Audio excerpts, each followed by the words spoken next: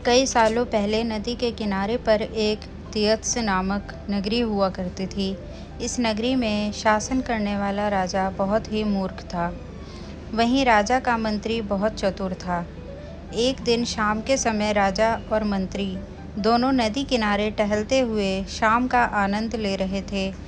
तभी राजा ने मंत्री से एक सवाल पूछा, क्या तुम बता सकते हो कि यह नदी किस दिशा में और कहाँ तक बहकर जाती है? मंत्री ने राजा को तुरंत जवाब देते हुए कहा कि यह नदी पूर्व की दिशा में बहती है और यह पूरब देश की तक जाती है। इस पर राजा ने कहा कि वह नहीं चाहता कि हमारे देश का पानी पूरब के देशवासी इस्तेमाल करें। राजा ने मंत्री को नदी का पानी रोकने के लिए दीवार खड़ी करने का आदेश दिया। तभी मंत्री ने राजा से कहा कि ऐसा करने पर हमारा ही नुकसान होगा। राजा ने गुस्से में कहा कि पानी हमारा है और पूरब देश वाले मुफ्त में इसका इस्तेमाल कर रहे हैं, और तुम बोल रहे हो कि हमारा नुकसान होगा। इसमें हमारा कुछ नुकसान नहीं होगा। तुम जल्दी से जल्दी नदी में दीवार बनवाने का काम शुरू करवाओ। मंत्री राजा की आज्ञा का पालन करते हुए कारीगरों को बुलाता है और नदी के पास दीवार बनवाने का काम शुरू करवा देता है। नदी में दीवार बनाने का काम तेजी से चलने लगा और कुछ दिनों में दीवार बनकर तैयार हो गई। यह देखकर राजा बहुत प्रसन्न होते हैं, परंतु उनकी मूर्खता के कारण कुछ दिन बाद जब बारिश का मौसम दस्तक देता है तो नदी का पानी पूरे गांव में भरने लगता है। धीरे धीरे पानी लोगों के घरों में घुसना शुरू हो जाता है। इससे परेशान होकर सारे नगरवासी एकत्रित होकर मंत्री के पास आते हैं। मंत्री उन्हें आश्वासन देता है कि वह इस समस्या का हल ढूंढ निकालेगा। लोगों की परेशानी सुनकर मंत्री समाधान निकालने के लिए एक योजना बनाता है।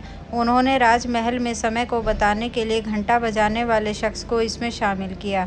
वह समय के अनुसार घंटा बजाता था, जिससे लोगों को समय का पता चलता था। मंत्री ने उसे कहा कि आज तुम प्रति घंटे की बजाय हर आधे घंटे में घंटा बजाना। उस आदमी ने मंत्री ने जैसा कहा वैसा ही किया। इससे जब सुबह के 3 बज रहे थे तो उसने 6 बार घंटा बजाया। यह 6 घंटे सुनकर राजा और सभी नगरवासियों को लगा कि 6 बज गए हैं और सुबह हो गई है। राजा उठकर बाहर आता है तो वहाँ मंत्री पहले से मौजूद होता है। बाहर अंधेरा देखकर राजा मंत्री से पूछता है कि अभी तक सूर्योदय क्यों नहीं हुआ है। राजा के सवाल का जवाब देते हुए मंत्री ने कहा, महाराज, प्रातःकाल हो चुकी है, पर हमने पूर्व दिशा वालों के यहाँ पानी को जाने से रोक दिया है, तो शायद इसलिए उन्होंने हमारे यहाँ सूर्य की रोशनी को आने से रोक दिया है। इसलिए सूर्य उदय तो हुआ है, पर हमारे देश तक रोशनी नहीं पहुँची है। ऐसा लग रहा है कि अब हमारे देश में सूरज की रोशनी कभी नहीं पहुँच पाएगी।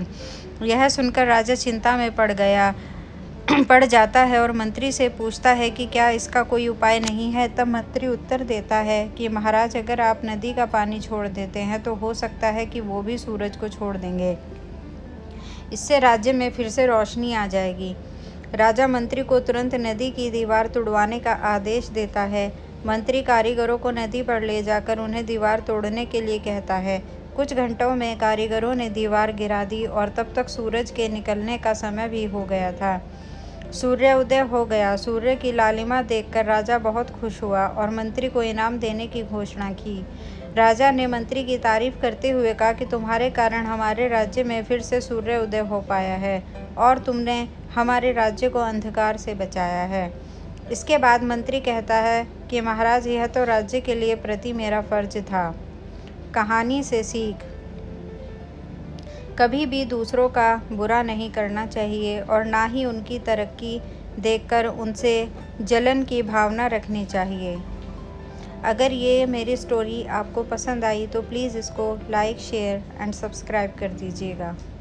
धन्यवाद।